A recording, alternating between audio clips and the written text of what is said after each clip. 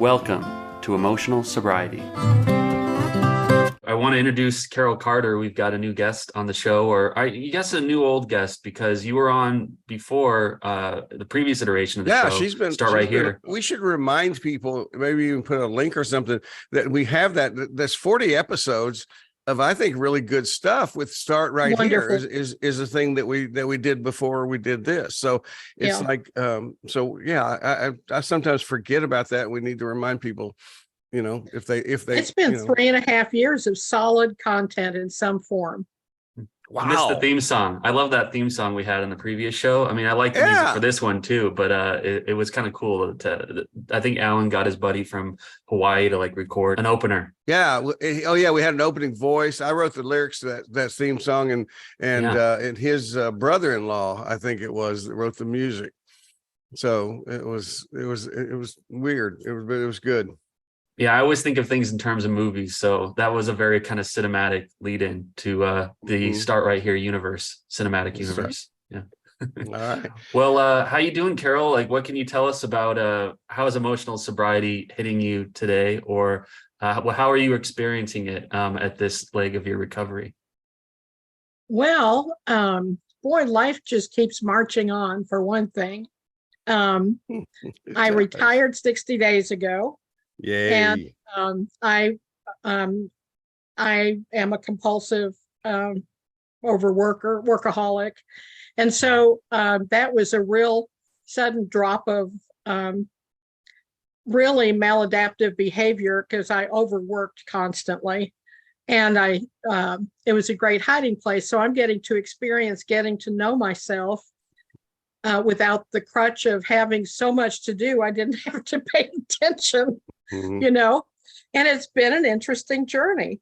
I'm really grateful for the opportunity. I chose the retirement for this opportunity because I could see that it was time. I wanted to spend some time with myself and hear what I had to say about things, and not keep saying, quiet girl, we've got a deadline to meet, and I'm finding I quite like myself. Well, and good. We already knew the end of that movie, but it's like about whether you're likable or not, because we all like and love you already, but you can join the club. Well, thank you, because I am joining it. I'm being very tender with myself these days, and finding with each little maybe maladaptive process that I had held in my life, I untangle that one and move on to the next with love and self-support, and it's just been great. There's one particular woman I worked with that I think initiated this idea that I've been using for a long time, and that is she used the language, I retired from, and then blank was the career that she had. And maybe this is just me, but I realized that when we say somebody's retired, there should be an object to that sentence. It's like retired from what? Yeah, I'd like to share that. Because we're not retired. And by the way, it would also develop strengths in you, but also give you opportunities to practice your maladaptive stuff.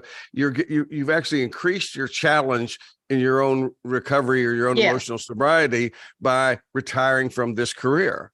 I have retired from 48 years of finance, and I am transitioning into more education, working possibly toward a career in supporting others.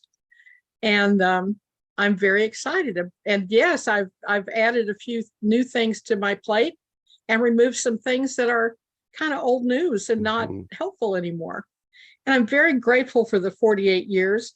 I was able to position myself where I could retire when I felt like it was time.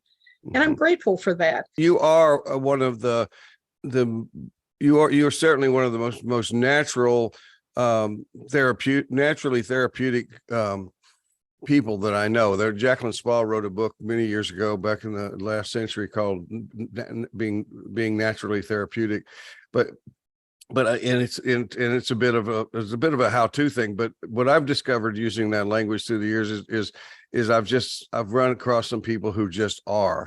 And our mutual friend Julie Merriman, Carol is definitely one of those people that and never gave herself full credit for anything that she could do. But she was probably the best therapist I ever worked with, and I'm not sure she graduated from high school. Right. It's like, I think she may have got out of high school or with a GED, but it's like she was amazing, and I love working with her. You got the opportunity to know her as I did, and it's like, but you are you are just, you're naturally therapeutic, but you're also so smart, in my opinion, and you study this stuff, you pay attention to this stuff, yeah. So whatever is going to happen, you're helpful to people whenever they interact with you. So this will show you my value system. I think you ought to get paid for it. I think you ought to be a professional people helper. That's kind of where I'm heading. Good. I often find people say, find out who you are as a person, is the deepest level, and then see if you can get paid for it. It doesn't mean you always have to charge for it, but it's a good thing to be yourself and get paid for it. Yes, I've always had the interest, but I was smart enough to let employers pay for my education, and they didn't pay for counseling. So it was always my love. I studied it. I do have one degree in psychology, but I studied it from 1972 on just as a passion. Now I'm going to pay for my next one. I don't need somebody else to pay for it. And I'm going to do what's in my heart. So I'm pretty excited about that. And Beautiful. It may be a counseling degree. It may be coaching. We'll see. Time will tell. But I'm not worried about it. I'm just following my heart. That's perfect. I love it. Can I ask, Carol, what was that first week like when you retired? Like, was it an altogether, what was there a soothing feeling that came over you, or was it panic? There was never panic. I was shocked to see that I did not look back a minute. The very first full day, so part of emotional sobriety is being candid about who we are. So I'd like to share that the night I retired, the first thought I had after 10 months of 15-hour days was, you didn't do enough. But the nice thing about not having to go to work is you have time to hear that. So I heard that and I thought, girl, that's baloney. You had time to hear it and go like, what? Exactly. So I laughed at it, went to sleep.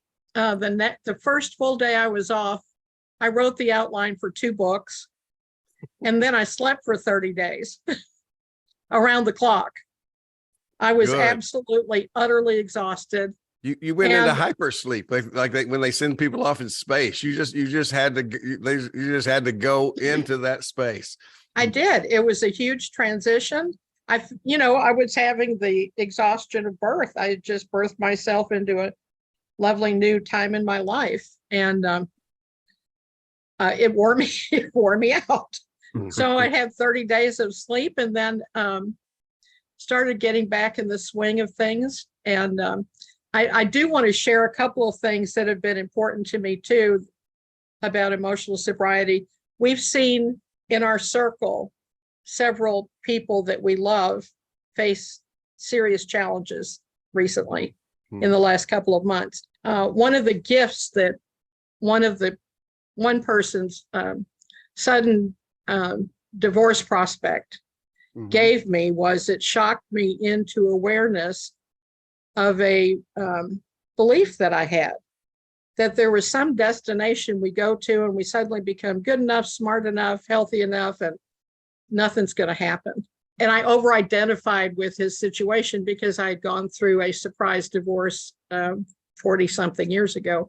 And so it, gave me a chance for all that to come back up. But I learned that there is no there. Right. And so as things have come up since I've been off work, I'm like you guys, I start pushing the boulder back up the hill and just laugh and say, okay, it's my turn again. And I'm not looking for a destination, a recovery destination anymore. if that makes sense. Oh, that no, makes lots of sense. And I love the term surprise divorce. It's like I think I've got an idea for a new reality show. Yeah, that's perfect, man. And behind the curtain, I mean, it's like really the dark side of a surprise party, It's Exactly. surprise, and that is a great description of what has happened, I think.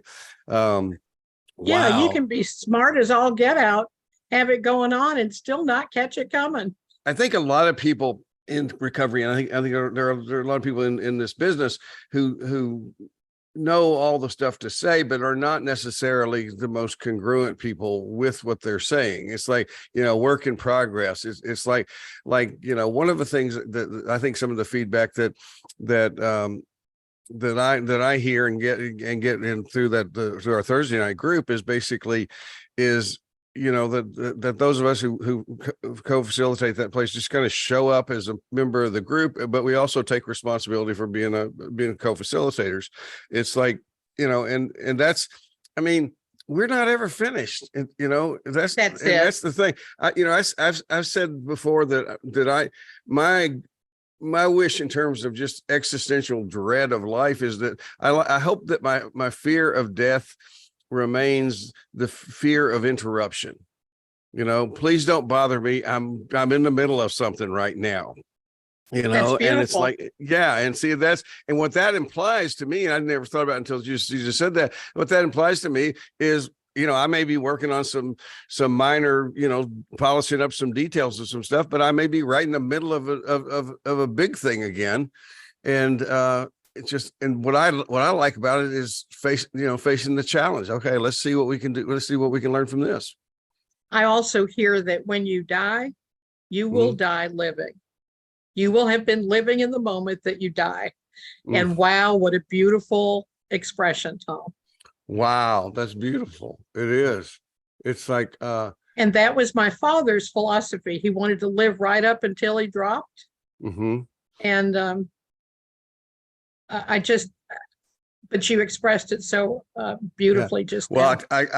I can go one better. I was reading part of Nathaniel Branden's book, Honoring Yourself. I think that's the name of it. But there's a line in there that says if you and I may be messing it up a little bit, if you do not know how to live in the moment, you will not know how to live in eternity. What do you think eternity is? It's the moment. I had some difficulty living in the moment a couple of days ago. I lost an envelope of cash with $750 inside, and man, less important than talking about the fumble was the returning home and my partner being very present and supportive and sympathetic. But me feeling like I could not accept, I didn't know how to accept that kindness in that moment of shame, that kind of I felt like it was my duty that night to just feel like shit and to not accept any condolences for, what had happened. And in the days since, there's been a lot of outpouring of, really kindness and support, and which is that's just amazingly a positive thing for me to literally just, to fumble a ball and for people to have love for me in my fumbling. It's above and beyond, kind of unexpected. And I guess the only as far as I'll go into it is when I was as far back as grade school, I used to set down my backpack, or I'd set down my folder and on the schoolyard, and then I would get distracted and walk away, and then I would end up having to double back and pick up the thing that I left behind. My friend growing up used to say that I'd forget my own ass if it wasn't attached to me. And in recovery, I've managed bit by bit to kind of put together a practice of just being on it, you know what I mean? And just trying to kind of not let any details escape the sifter. And this was a big escaping the sifter thing the other day. It takes me back to my drinking and using days too, where money would go places that it shouldn't have gone, or I would I would just be let's put it this way. We put money where it shouldn't have gone. It didn't just go. right. It was deliberate. Yeah, it was very deliberately going places it shouldn't have Yeah. gone. But so emotional sobriety, yeah, I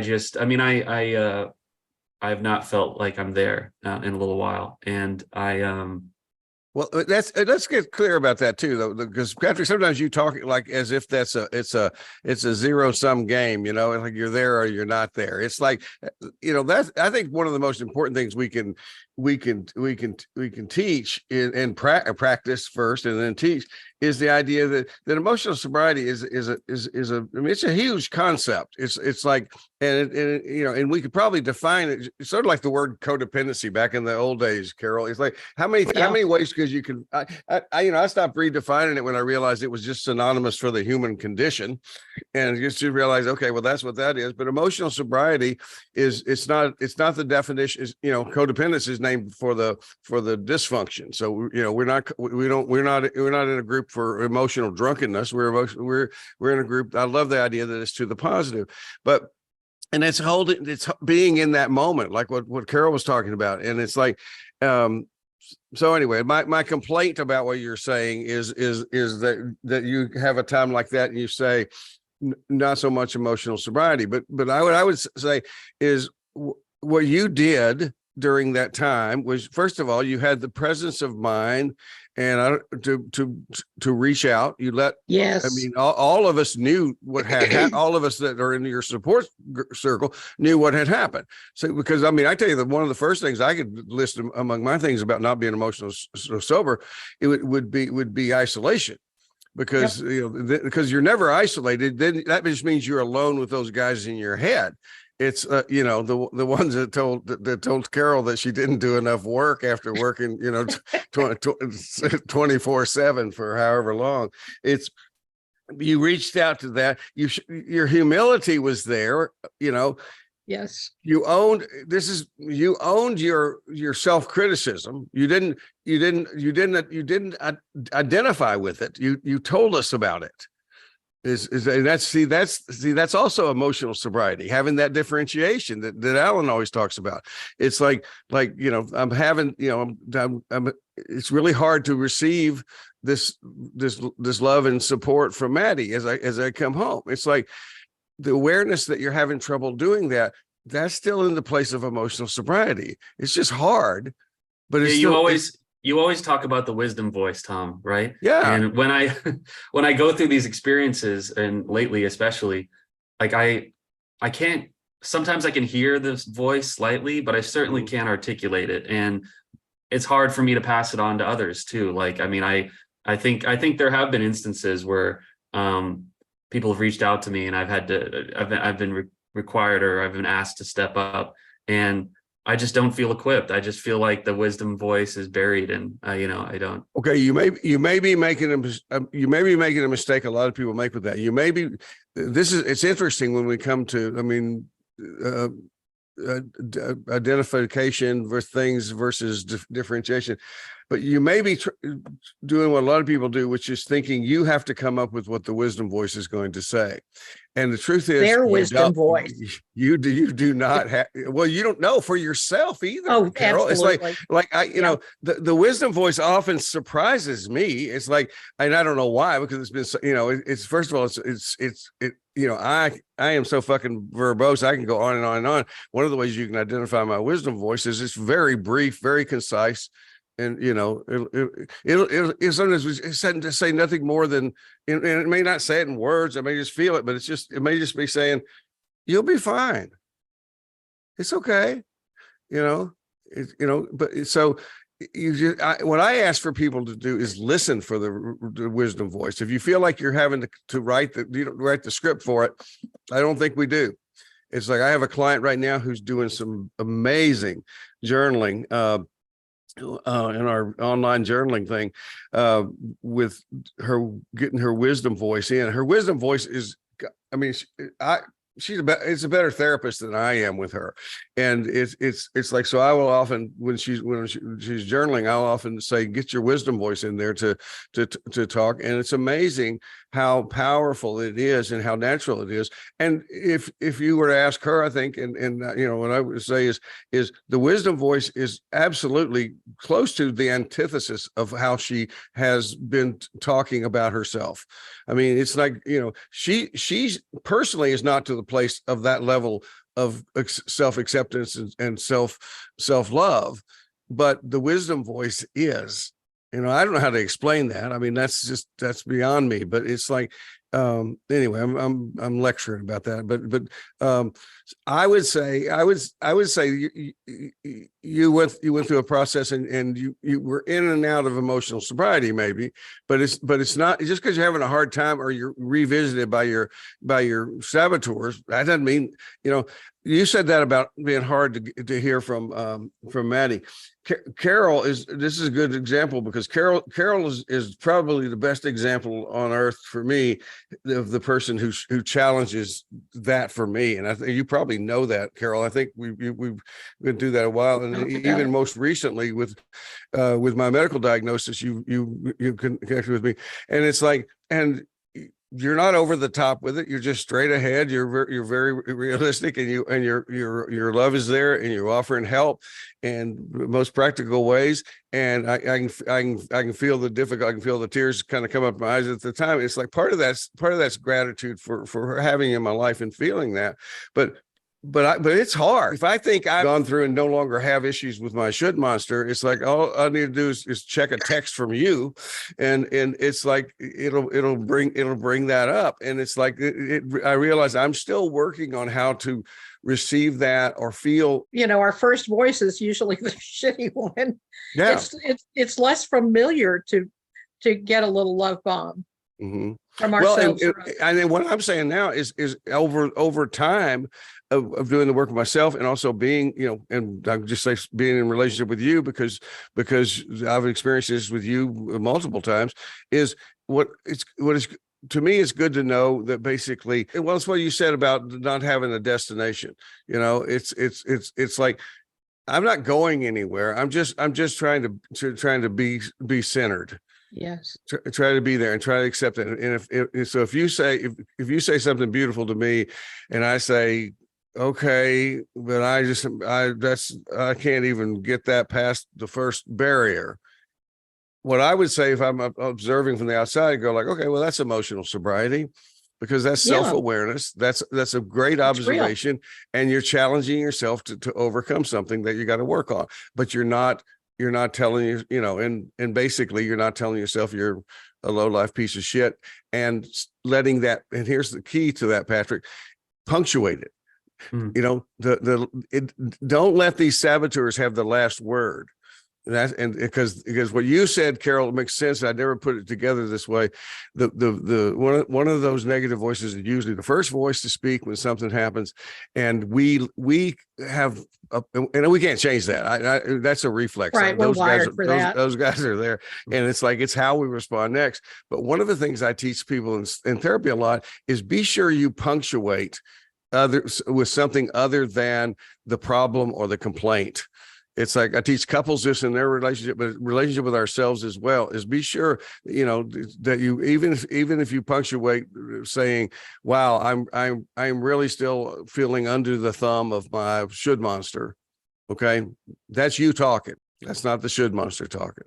Right. Differentiating. That would qualify, right? Yeah. And that's emotional sobriety. Yeah.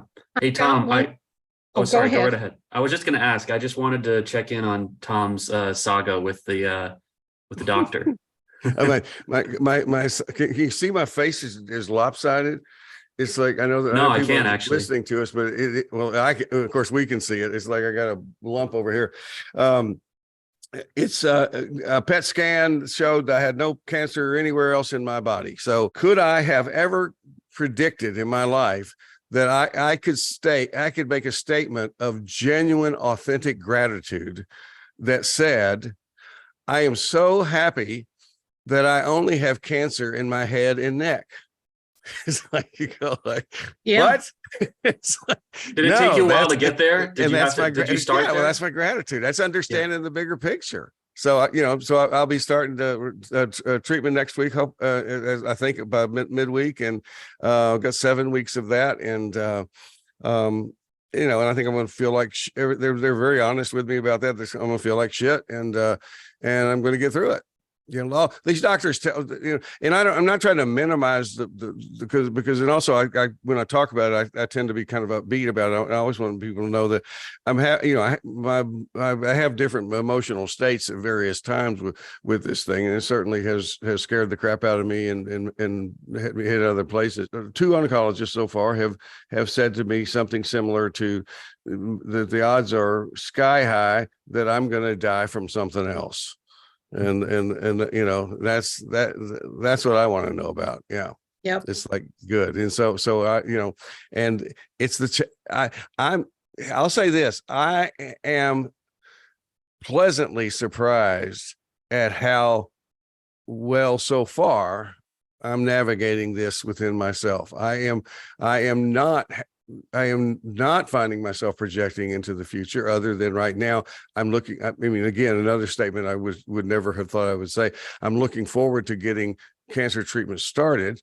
I want to because I want to get that, because I want to get to the other side. It's like, otherwise I'm really in the present moment. And like this weekend, I'm hanging out, and I'm not in pain. I don't have any current symptoms. So it's like, Do you know what I'm you good. can owe that to, or like how are you doing it so that I can do it? Staying in the present moment. Well, part of it, I'll tell you what, has been this reading, thinking, writing about emotional sobriety for these last years. And I find my love of the Stoic philosophy is very, very similar, if not the same, as emotional sobriety. And so I love that. And in that Stoicism, the Stoics never miss an opportunity to remind you that you're going to die. They seem to love to do that. And it's like, and of course that's a wonderful thing to do, because we all fall asleep about that. We all, and in one of the things that, again, I'll skip over to something I read in Nathaniel Brandon's book of self-esteem, is that basically, we're not going to be able to live in the present and have a love of life without the context of mortality. Yes. It's like, and so it's part of it. It's an important part of it, not like something to be like dreaded and that kind of stuff. So anyway, so to answer your question, it's the same reason I can show you a magic trick and you won't be able to figure out how I do it, because I've practiced it over and over and over and over and over again. And it's like that to me. And I'll as I think of other things that are tips about that, I'll share with you. But it really is the fact that I have consciously been practicing for quite a while now, reminding myself throughout the day, there's only now. I got to the place where I think I've said this on the podcast before. And Carol, I mean, I'm thinking you will identify with this too. But it's like after all these years, I mean, how long have I been teaching people to live in the moment, be present? Well, I've been doing this for 40 something years. It's like I've been doing the whole time. It seems like only recently have I ever gotten that this is not a concept for us to contemplate. It's the action. It's the most simple truth there is. Yes. The first book I ever wrote was Simple Truth. It's like there is nothing else other than me sitting here talking to you. That's it. There is no there. There is no there. We're going. Right. Barring physical pain is what I'll say. Is if one of us is in physical pain, then that's in the moment with us. But if we don't have physical pain, no matter what else is going on in our lives, none of the 3 of us have any problems right now. That's right. We're fine. I'm just talking to 2 people I love. This is a fun thing to do, and that's it. And even with physical pain, mm-hmm. It can still be an observation in the moment Yeah. It doesn't have to own the moment. Yes. And I had to utilize that when I shattered my shoulder and I was having level 9 from my experience. I don't know about anybody else's, Yeah. but for me, it was level 9 pain for weeks. I had to figure out how to make that work. And I found if I didn't fight it, if I accepted in this moment, it hurts. This moment will not last forever. I mean, you know what I mean? Got it. Yeah. Yeah, it's the sequential moments. In this moment, I observe I have pain, and somehow it diminished the intensity of my experience of the pain. Did it still hurt? Yes. But did it hurt the same way as if I were denying it or saying something is wrong or being not in acceptance of what was happening in the moment? It was a better experience. Yes. Well, see, and that's, to me, I think the thing and you know, nothing against you young people, Patrick, but it's like, and maybe this is just an excuse on my part, but it seems like some of this stuff I just have gotten because I've gotten older. I've spent more time on this planet where there's just, it's almost like I have a little, make up a little story that there are certain things that the universe just lets us in on at certain, by the time we get to be older, go ahead. How old's Rutledge now? Oh, he's almost 70. It's like, I'll go ahead and let him know about this. It's like, I was feeling that a lot I went to a meeting a couple nights ago, and there were almost all newcomers. And every one of their stories was my story, and I could just project into the future, like if they stick with this thing in 10 years, you know what I mean, that they'll be able to give themselves a hug, and oh, absolutely. One of the things I do when I'm doing this, I miss a lot because I've never gotten back to it after the pandemic, but I used to do a lot more professional training with other therapists and counselors. And one of the things that I tell them, especially people that are in addiction work and that kind of stuff, who have experienced it themselves, I said, when your client is telling about their pain and you're hearing that the first, and you recognize you recognize it, and you realize from your own work or your work with other clients, this person is in the right place and they're going to go to a place. When I tell the therapist, be careful that they don't catch you smiling too soon, because you're going to look like a sadist. It's like, because I can just, I could have a client telling me just some horrendous stuff, and there's a part of me that just goes, all right. Just the idea that she's expressing this is so powerful, and it's like, so it's like, I've got to have that little gatekeeper in my mind that just says, okay, just play it down a little bit. It's okay. Just listen.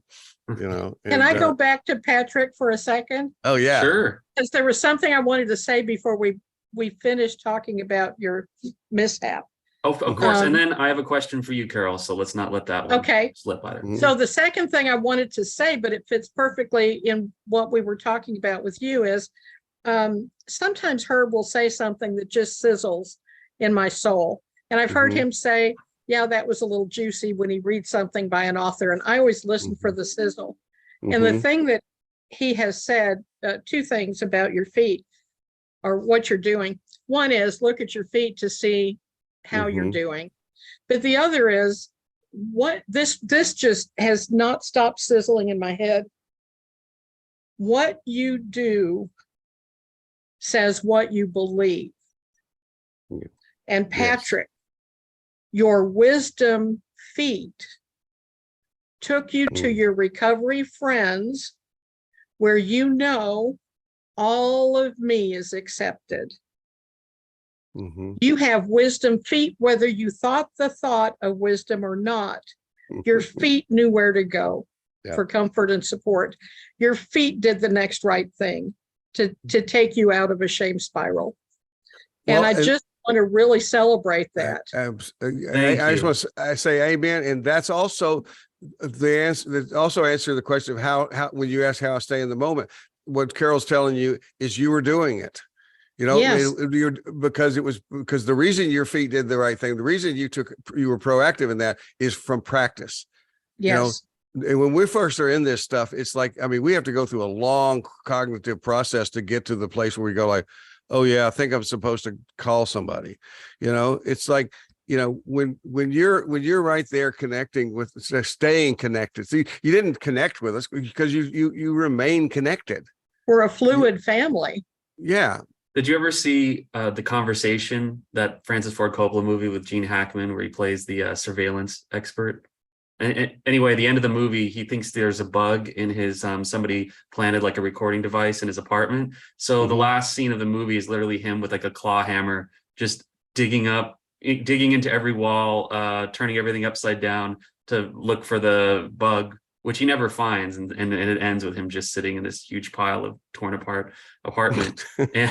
and so anyway, I'm just painting that picture. That was me when I lost the money, was basically just turning my entire car upside down. I think it was like 110 degrees. I'm sure many of the people listening are experiencing some kind of outrageous heat wave.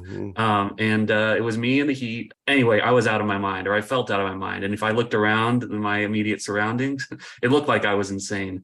But you guys helped reel me in. Well, and your feet knew what to do, which was it just, to me, so exciting. So you asked, how do I find emotional sobriety in that? Dude, you were finding it. You were living it.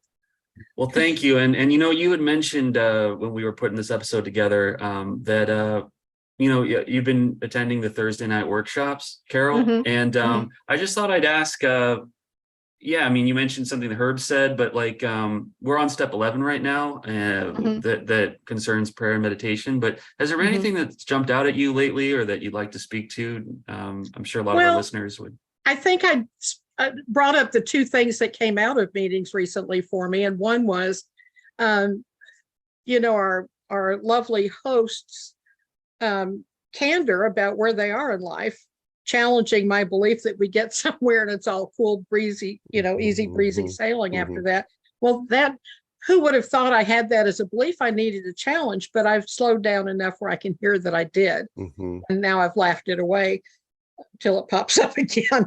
But and the other was hearing what we do says what we believe. So step 11, Herb also said, is the step about our relationship with ourselves. And I've been looking at that. And so I am re-examining my beliefs by looking at what I do. If I do X, that's interesting. What's my core belief behind that? And I'm surprising myself. Oh, Carol, you don't deserve this, or you don't. And I'm going, really? And, I've carried a lot of old maladaptive garbage around for a long time. And I'm having the opportunity to just go, gone with that one, gone with that one. So that is part of what step 11 has been for me.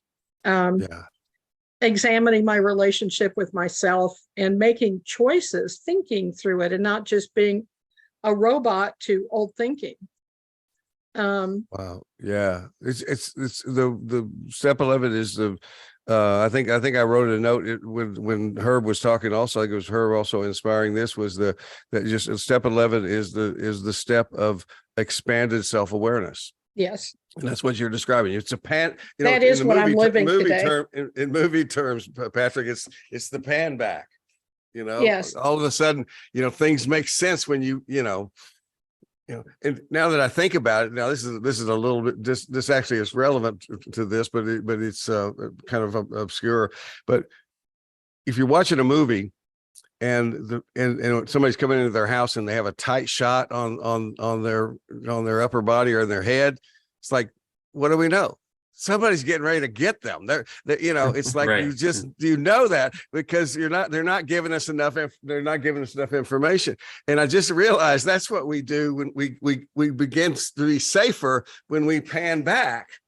So because what happens before all those little saboteurs we talk about, the addictions, the assholes, the should monsters, they are able to control us because we don't expect them to be there. They jump us all the time.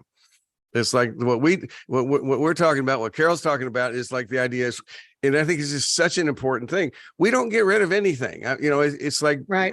I mean, that's one of the most important pieces of information and we all use the language of getting rid of. And I still do, because it's a natural language in our culture. I need to stop thinking this. I got to get rid of this. It's like I try to adjust my language more, but I realize I could drive myself crazy by, doing it that way. Like people like Allen does this sometimes. He goes like, we should not use the word should. It's like, oh yeah, well, I dare you. It's like, because you just told us we should not use the word should. So it's That's like, my favorite wrong thing to do, is just to shut it up. right. And we just need to understand. And what Carol was describing is the pan back is, I'm just aware of this stuff. And I get, oh, you're still here. This thing that used to have so much credibility with us, it's, and they just find it. And the way I think about it is, those little saboteurs in our head, you've heard me say this before, Carol, I know probably a million times. Doing the push-ups in the corner. They're smarter than we are, whether we like it or not.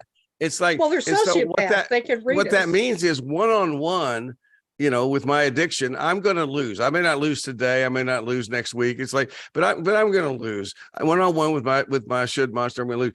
But what I think of is just in one of those little stories I tell myself is, let's imagine that the universe designed it that way, so that I absolutely need you guys, because us together, any two of us together, are smarter than my saboteur and your saboteur. Any two of us together are stronger than my addiction.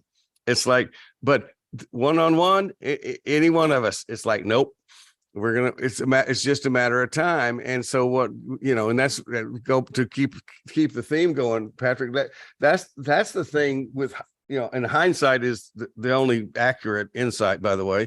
With hindsight, you look at this and you're telling the story of how your emotional sobriety functioned in a time of this crisis. I would not have met you guys were it not for COVID, and were it not for social media, which by any other name, just terrible. All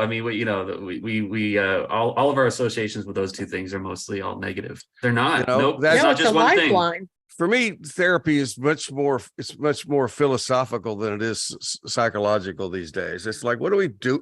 Underline, what are we doing here? What's your relationship with your life? What do you want? What do you want to be doing? How's that working for you? What's going on? And see, the idea is, when we really do a better job with that, we get out of those binary ways of thinking. It's like, this was a good thing or a bad thing? It was a thing.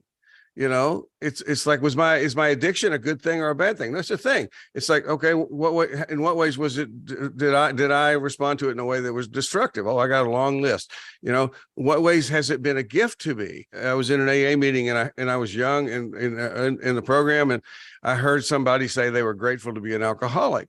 And I remember, because I was really young and very smart and knew everything, I remember thinking, oh, that guy, I helped him out. In my mind, I said, oh, he misspoke. He meant that he was grateful to be recovering from his alcoholism. He accidentally said, I'm grateful to be an alcoholic. Got that. So then I heard somebody else, in another meeting, say the same damn thing. The punchline of this story is just then probably a few years later, I heard myself say it.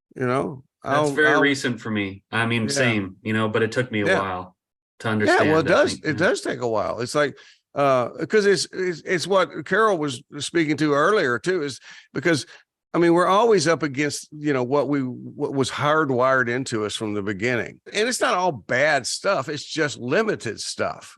Yeah, it may not speak to today. So it's an opportunity to rethink it. That's all. Yep. The thing I love about Gestalt therapy is it keeps you in the moment. You look for a working point of what's happening right now. And you work on that one point in now that you're having some feelings about. I've spent so many decades, and some of it was of value. Some of it, I think, was misguided, looking over my shoulder. I shouldn't even say misguided. I prefer now being in the moment with what's going on with me right now. Where do I feel it in my body? Can we talk about it to help resolve now? And there's nothing I can do today to undo yesterday, which is something I have known for 40 years. But to have some relief in now with what's stirred up now, that's beautiful. And that's to me what Gestalt is about. I like Did you- it. So anyway, that's it. Go ahead, Did you Patrick. say no? Did you say that you were you might be studying to become a therapist? Yeah, that's one reason I retired. She is a therapist. She Well, can't she is help it. already, been- but now she's going to get I paid mean, for I it. was with my customers, honestly. That yeah. that didn't mean I spent all day on the, but I really did put mutual outcomes in my business dealings. It was very important to me to not just have one point of view with a customer, for example, whether it was a dealer or a retail customer. Well, I'm so Yep. excited for that for you. I mean, that's fantastic. Thank you. I'm excited too. Now, I was going to ask you guys, it's going to sound really facile and boring, but the heat is incredible where I'm at. I'm in a desert. I literally drove through several freeways and saw wildfires from the freeway. It Oh, felt like I no. was driving into hell. And I got to say, in addition to the physical aspect of it, I had to like put on my mask while driving. Mentally, driving through hell doesn't always have the best, collateral effect. So are you guys staying out of the heat? Or, I mean, you guys are in the South. How is it over there? It's been Carol rough goes at first Dallas. because she's in Texas, man. Texas is hot. We're on fire, and not literally, but it's hot as hell. They're just as hot as hell. And my air conditioner went out Thursday morning, and I practiced my emotional sobriety. I just laughed and said, my time to start rolling the boulder up the hill. And I made a plan and worked it and got help, and it's all working now. And I could see an elevated pulse, but for the most part, I stayed pretty calm about it all. But anyway, yeah, it's we've had weeks of over 100 degrees, and that's not normal for here this early in the year. My electric bill. And we have to start saying this. It has not been normal in the past. It's like, Right. we're seeing changes here that are, we don't We're know in what's it. coming. It's like, yeah, it's Right. happening. So I tell that to people all the time when they, if they do something well that they haven't done in the past, they go like, I really asserted myself in that situation, and that's not normal for me. I go like, no, it hasn't been in the past. But in this But you're case, starting. just for our own awareness about climate change, we need to be able to go like, in the past, it has not been like this. Right. But That's today true. it is. Yeah, my air conditioning, I told you my air conditioning was out too. And I didn't think of it as emotional sobriety, Patrick, until just now when you asked the question. Is what I did I would do whatever I had to do out. It was hot as hell inside, but the inside was not as humid as outside. So, but anytime I would go have to do anything to exert myself, I would get back as fast as I could to the bed where I had the fan blowing right on me.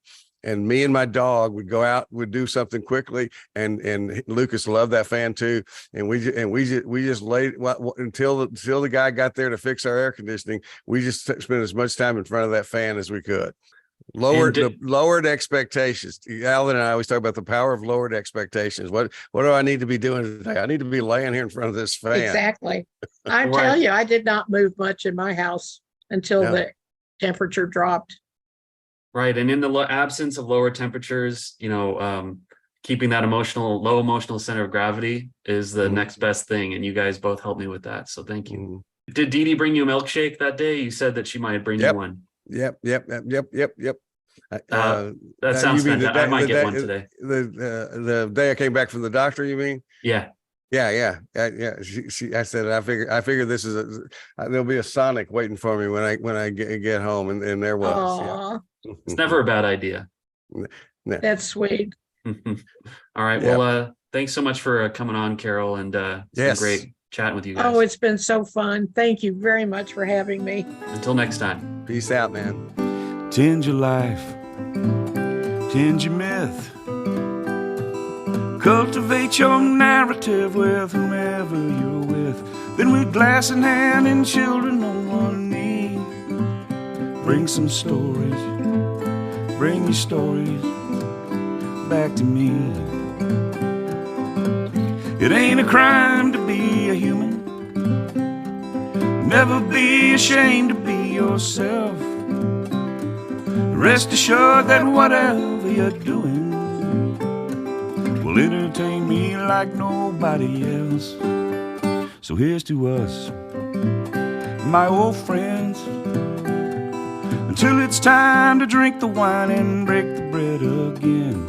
With glass in hand and children on one knee, bring some stories, bring your stories back to me.